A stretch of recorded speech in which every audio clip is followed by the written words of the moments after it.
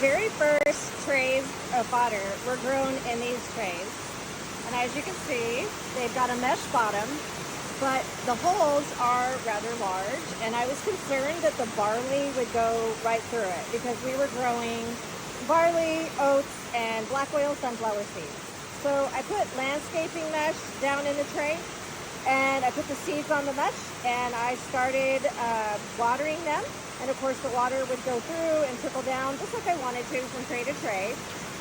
But I had them in full sun, and by that I mean they were out in my mom's memorial garden, and so they had sun most of the day, but were still in the shade of the trees, and they weren't growing really well. In fact, I think they were drying out too quickly.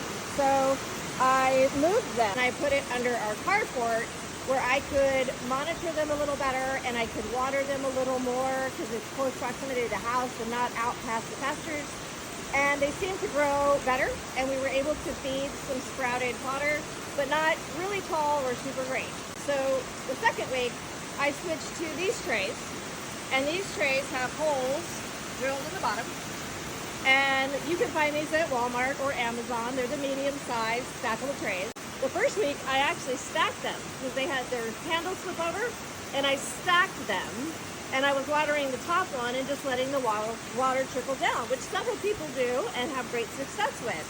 But for me, here in our climate and our situation, the stacking, the bottom tray didn't seem to be growing as well as the top trays. So I put those on these stands, and from that point, they started growing really well all the way down. And so that was the change in the second week. Again, I was still doing barley, oats, and black oil sunflower seeds. Well, week 3, I added millet and field peas. I was still using these trays, but the millet is a very small seed. If you haven't ever seen millet, this is my little setup for storing our seed. Millet is very small. Very, very small seed. And it was clogging, falling into the holes in the bottom of my trays, clogging it up. So the water was not draining out of these very well. And so some trays were growing and some weren't. Water was actually staying in the trays, so we had some fermentation going on. I still had fodder to feed, but again, that's week 3, and still not quite the success that I wanted. So I started doing some research and decided that maybe I needed to find something that I could put in the bottom of the tray so I could keep the millet in my mix, but also make sure that we have great drainage, as well as continue the airflow and the access to the sunlight. So I had planned on taking the millet out of the process this week and just growing the barley, the oats, and the sunflower seed. But as things would have it, I forgot to set up my soaking buckets last night.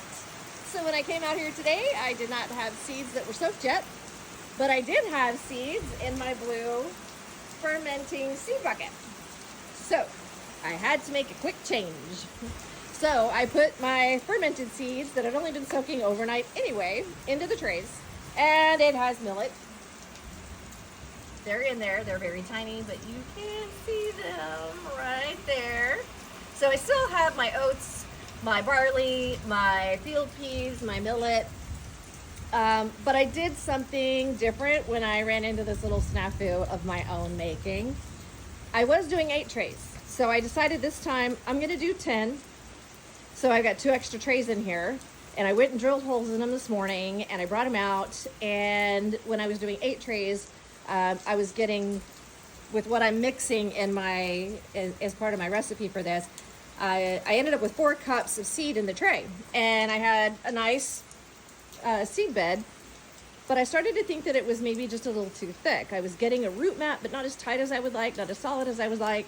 So when I realized, if I've already made a mistake, now I'm using my fermented seeds, millet's back in the mix, let's try 10 trays. And I opened up some of the holes a little bit more where I felt like they were clogged.